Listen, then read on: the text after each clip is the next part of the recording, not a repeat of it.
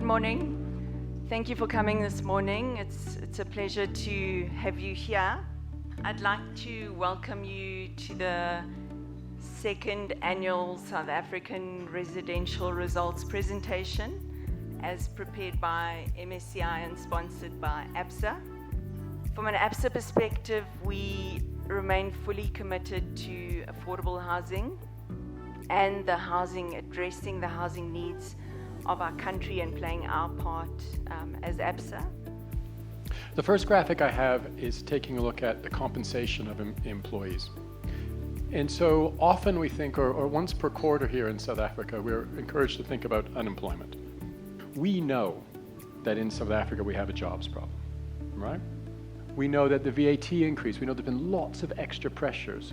So the extra pressures have been hitting people's pocketbooks at the same time their income growth has actually fallen quite considerably.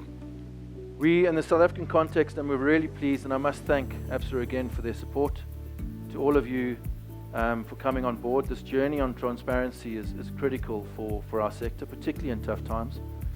The residential story that's coming out is that this is a good asset type right now, particularly in the affordable space. We don't have enough data on the student yet. But compared to the other sectors, growing at 11% in this environment, with a good yield or a good income return of 9%, and still getting capital growth on top of that, in a sector that is maturing, I think is a good story to be told.